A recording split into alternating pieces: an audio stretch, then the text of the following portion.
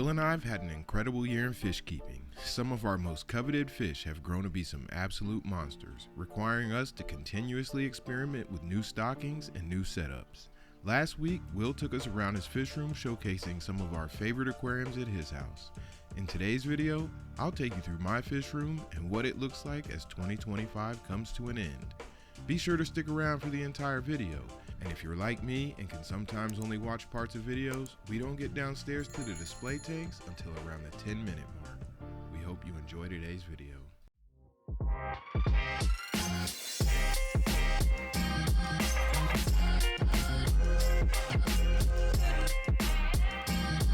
Alright, so I figured we'd start here in my bedroom. This is my 75-gallon community tank.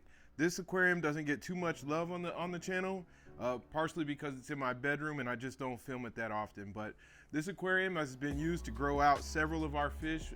We've had some Oscars in here. The flagtail that's down in the 210 started in this aquarium, and that's basically what it's become. It's become a grow out aquarium, and right now what I've gotten here is what I could potentially use as dithers in my next big project. So in this aquarium, there's 5 strawberry leporinas, 5 silver dollars, and then there's some leftover fish from what me and my wife had in our first 29 gallons. So there's 1 rummy nose tetra in there, there's 1 Congo tetra, there's a polar blue parrot cichlid in here, and one of my favorite cichlids, although I'm not sure how well it's doing, is an electric blue jack Dempsey. I think it's kind of gone partially blind. I can't see! That's a cichlid that, because of its genetic engineering, typically you have a hard time raising to adulthood, but it's got good size, it can defend itself, it's still eating, it's still growing, so we'll see what that brings in the future. Overall though, this is one of my favorite aquariums in the house. Just sit back at night, when you sit in bed, it's got plenty of activity and it's one that we really enjoy. So it is hard to get these fish on film. They act a little bit shy. As you can see, they're all towards the back of the aquarium right now with me in front of the tank. But when you're sitting down and there's not a lot of movement in the room, they all come to the front with a lot of activity, and it's, like I said, one of my favorites. So this room is a room that me and my wife decided to turn into an office. We took some makeshift furniture, threw a TV on the wall. This is a place that I have the ability to come in, close the door, concentrate on creating some content, watch some football, watch some news, whatever I want to do. The other nice thing that I had to throw in here was 2 aquariums. These 2 40-gallon breeders are aquariums that I took from Will's basement fish room when he was no longer using them, and repurposed them for isolation / grow out tanks. And I do want to take a minute to shout out one of our subscribers. Appreciate you looking out, man. Somebody that's turned into a good friend over the last year. Me and him talk frequently about what changes he's making, what changes I'm making. But about a year ago, when I had that big batch of red tiger motifry, he saw that I had an extra female and he reached out saying, "Hey, what's your plans for your extra female RTM?" Me and Will talked about it, bagged it up, sent it right down to him. So he enjoyed it. He'd call us every couple of weeks, giving us updates on the fish, and that just kind of blossomed into a friendship where we, like I said, talk frequently about what we got going on, the same way that me and Will do. So it all comes full circle. About 3 months ago, he was dealing with some aggression issues down in his tanks. Looked at the Trimax cichlid and female Frederick Stolly. He said, "Man, I don't have anywhere to put these guys. I love how you guys take care of your fish. I can head down here to Upscale Aquatics and get them sent out to you if you guys got room." I talked to Will. Will was like, "Yeah, man, tell him to send it." So it looks like we've got, and man, he's got heat in the bag. There's the Trimac looking great. And then he's got another guy in here. I believe this is a Loazelli or a Frederick Stolly. So got 2 fish in here. I'm gonna pop these guys into this 60-gallon. Dennis sent them up here. I put them into a 60-gallon tall, and about 2 days later, I told Will, I said, "Man, I can't keep both these fish together." So Will said, "Send the female Frederick Stolly over his way," which I did, and that fish is now in his quarantine corner. And this 40-gallon became the home for that female Trimac.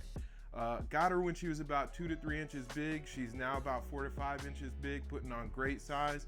And the thing I love about growing fish out by themselves, kind of as wet pets, or using these grow outs, is the fact that I have the ability to keep the water clean and target feed. So I maximize their growth capability and also just get to enjoy them when I'm sitting down here working on content. But overall, this is a room that's got plenty of more work to do. Got some holes that we got to clean up, put some decor in here, make it, you know, an official office, and we look forward to doing that in the future. So after this room, we'll head down to the military room to see what changes we've made down there. All right, so I realized that the lighting in this room is not the best. If you've followed our channel, you know that the military room does not have any lighting. It's got this huge window. It's more like a sunroom. My wife uses to grow plants in the back of the room, and it's got this big window that she's gonna put some plants in the front of the room as well. So just wanna highlight what I have going on in this room. It's a little bit boring right now. I've got these two 55 gallons, which I've always had. In this 55 gallon, I used to have 3 5-star generals and 2 jeweled cichlids with a pleco in there. The 5-star generals bred probably 6 or 7 months ago, and I got a big batch of 5-star general fry. And what I've got left over in this aquarium, which is really hard for me to get rid of because I love this cichlid, is 4 5-star generals. I know that I've got at least 1 male and probably a couple females in there, but my plan is long term to take the 5-star generals that I've got in this aquarium, the 5-star generals that I have downstairs in the basement, and ultimately, if I have the ability to do a 125, I've got some thoughts that I'll share with you guys in the future. But putting together an African cichlid tank that's not your traditional African cichlid tank. But overall, you know, once I get these guys grown out, have the ability to move them into something bigger. I talked to my wife about putting a 125 up here because this is a load-bearing wall, but one thing that I just can't get away from is I love the symmetry right here. I love having both these 55 gallons, and I'll continue to use them as grow out. So although it's a little bit boring right now with not a lot of activity, there will be in the future, and we'll continue to make moves. In this 55 gallon right here, what Will and I have decided to do is take 5 of like the 20 or 25 Salvini babies that he had, put them in here, grow these out, because again, I do have plans to put together one more large cichlid, aggressive cichlid aquarium down in the basement, and right now I'm working on growing some of those fish out. So one thing that I didn't mention upstairs, I forgot, and I wish I had said it, but in the other 40 gallon breeder, I have a Cyclosoma grammodes, and that's a cichlid that I had to take out of the 125 from the basement due to some aggression, but it's one of those that you don't see too often in the hobby. When I had it in that 125, it was a very social, very interactive fish. So what we're looking at is, like I said, growing some of these out, growing those guys in the office out, and eventually putting together another large cichlid aquarium. So that's this aquarium, and then this is the big change that we've had from the last time I've shared the military room. You know, about 4 months ago, 5 months ago, we had the red terror cichlid, the female red terror cichlid in this aquarium all by herself. And one thing that both my wife and I, sitting down on the couch when we're in this room, is we love to have activity. We like to be able to sit down, relax, watch some fish. And with that female red terror, it just wasn't a lot of activity. I thought that by moving her into this 125 that I'd be able to see her a little bit more, and unfortunately that wasn't the case. She'd kind of pick a corner. To your corner, go. Okay. And stay in that corner and isolate, and just, she wasn't very active in that aquarium. I actually enjoyed her in the 75 gallon prior to moving her up into this one. So when Will and I started swapping fish and moving them all around the fish room, when he came up with the idea of moving his 150 gallon and breaking it down, I told my wife, she was like, perfect, bring them back over here. So we've got about 25 or 30 Mbuna in here of all different kinds. My favorite one has to be the Jallow Reef. Do have some life going in this aquarium right now. I've already had a couple of these guys that were holding. This little yellow lab, if you believe it, was holding not too long ago. So there's already some life being procured in here, and can't wait to continue to watch this grow. One thing that I will mention about this aquarium is Will took the same steps that I took when I broke it down from the basement. He had a pretty good snail infestation going on over there, so he decided before he brought all this stuff over here, he'd remove the fish from his 150 gallon aquarium, bomb it with copper, let it run for 24 hours so that way the copper went all the way through his filter. It also killed any remnants of what snails could have potentially been in here off all the decor. So when we moved it in here, it was something that was pretty much, you know, almost in its brand new state. So The last thing that we did to try and just change the look and the aesthetic of this aquarium is, instead of using the Fluval 3.0 lights on this aquarium, we changed them to these Lamini lights that he used to have on his Frontosa tank. And you know, it's kind of the lower end, but they're a really good light, really efficient, something that provide the shimmer that we were looking for without spending AI prime money. So let's head downstairs to see what's going on down there. This is the area that houses my most prized aquariums. In this 125-gallon aquarium, we recently had some really big changes. I had some aggression issues going on in here. The decor was old and frayed, and it was providing territories. And for large and aggressive cichlids, anytime there are territories in the aquarium, you can deal with some dead fish, which is unfortunately what I had. The Viejas Senspilum that I had in this aquarium, I came down one day and I found her on the top of the tank. She had gotten out, and I mean, that fish was huge. So how she got in between this little space is one of those things. Clearly she was being chased. The Oscar did have a purple mark on its lip, so I figured he was the aggressor. But what that did is prompt me to start thinking about changes that we made. It just so happened that it lined up with the male red tear being aggressive over at Will's and him having to remove it from the 250 gallons. So we decided to take the wild Colombian Oscar out of this aquarium, put it in Will's 210 as the new centerpiece fish. And what that did is it got my wheels churning about what changes I could make over here. Another change that Will had is he had the two Jack Dempseys, the Cuban and the Mesohero Sornatus, that he was looking to rehome as well. They were getting beat up in his 250-gallon aquarium, and you could still see with the Jack Dempsey's tail and the Cuban's tail, they're still kind of healing, but they've been over here right now, and with the changes that we made in this aquarium, very, very little aggression. So they've had the ability to heal. And while this tank was breaking down and I was putting these fish in and kind of rescaping it, I thought to myself, man, this is the perfect opportunity to try to get the Trimax cichlid into a bigger home. If you know anything about all the wet pets that we keep, the goal is not to keep them in the smaller aquariums. The goal is always to provide them ample space to be as healthy as possible. So moving the Trimax cichlid into this 125 was a prayer, and it ended up working. So he's now in here. As you can see, the tank is relatively peaceful. There are a little bit of chases and nips here and there. The most aggressive cichlid in here is probably the Cuban. But anytime that any aggression is being shown, when this Trimax swims from end to end, all that aggression dissipates. So the tank boss is working as a tank boss. And like I said, this is one of my favorites to sit down right here and enjoy. Moving this way to quarantine corner / isolation corner, because none of the fish in this corner are currently sick. But I've got this 60-gallon tall, which I talked about upstairs with the 5-star generals and the jeweled cichlids. Absolutely one of my favorite aquariums.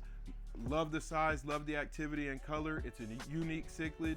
So, you know, I won't spend too much time over here, but I definitely, as I talked about before, got long-term plans for this aquarium in the future. This black belt cichlid in this 60-gallon tall is a cichlid that I've tried to put in several different setups, and we've had a few black belt cichlids, and it's one of those fish that I love the color, I love how unique they look, but in every case that I've owned this fish, it has been so aggressive that I've had to isolate it. So he's here now in the 60-gallon, which is probably a little bit too small a tank for him, but it's gonna hold him currently until we can make some long-term plans or find him a long-term home.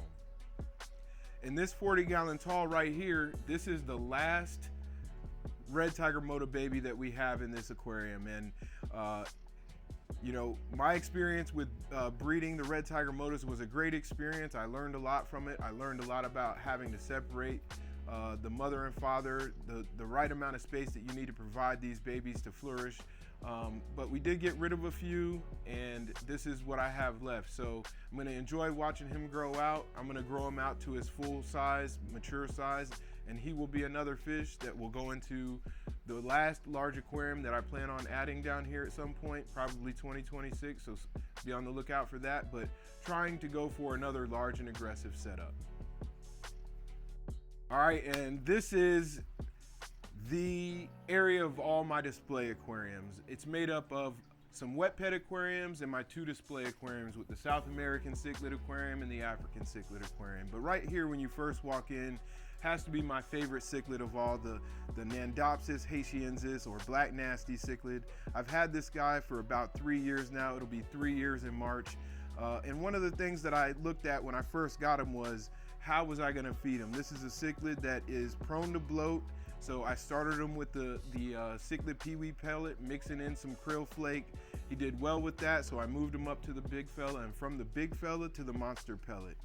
What I noticed about the monster pellet with this guy was it would constipate him. So I started soaking it in garlic guard, allowing him to eat as much as he could. But what I found out is the best food that I've seen him be able to digest is actually the big fella pellets.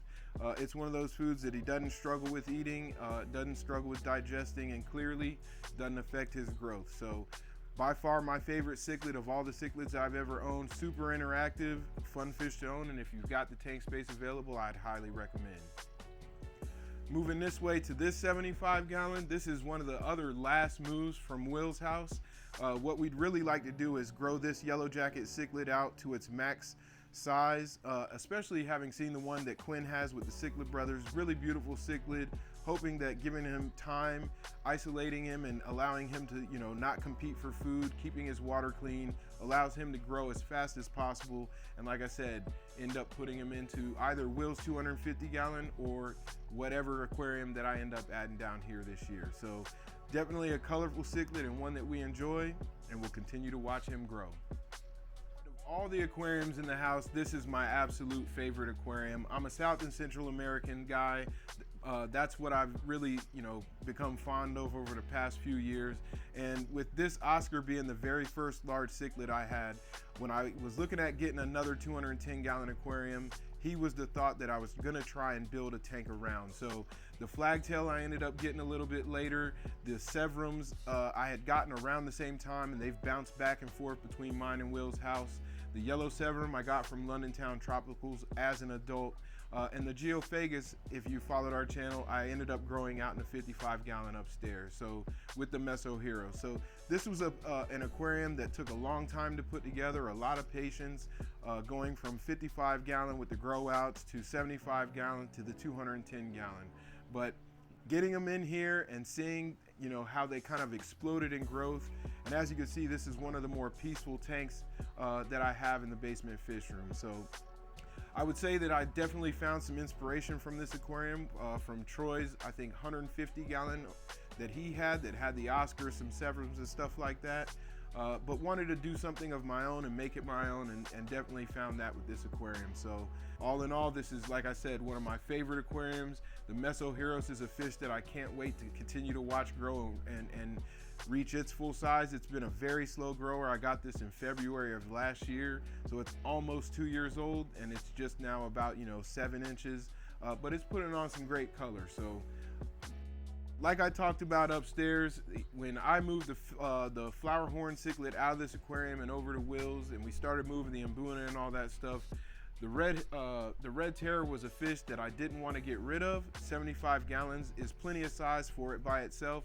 and I had to be honest, moving it out of the 125 and into this 75 gallon, it's gotten a lot of its color back, it's gotten a lot of its activity back, and this is a fish that inspired our logo and is definitely one of those that I don't foresee ever getting rid of. So hopefully whenever we do this next large setup, I have the ability to play with the stocking and try to get her with some tank mates.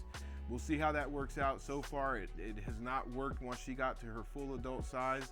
Everything that I've tried to put her with, she is beat up. So for now, we're gonna continue to enjoy her as a wet pet by herself. Over here in this aquarium, and this is not an aquarium that has been as fun to watch. It was a cichlid that I looked for forever. I did a whole video on this cichlid, the beanie cichlid. It was something that we looked for a little bit over a year. Ended up finding it at the 2 to 3 inch range. Have grown it out since I think March or April of this year, and it's put on some great size. But the one thing that I have noticed about it is it's extremely shy. There are 3 of them in here. One's hiding behind this log right here, and then you see the 2 in the corner. They're fish that have not been very active.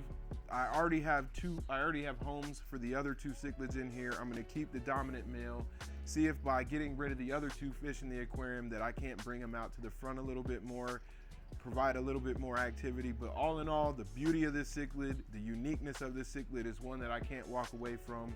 Love having it, and maybe, you know, in 2026 we'll find another female and potentially get some breeding going on.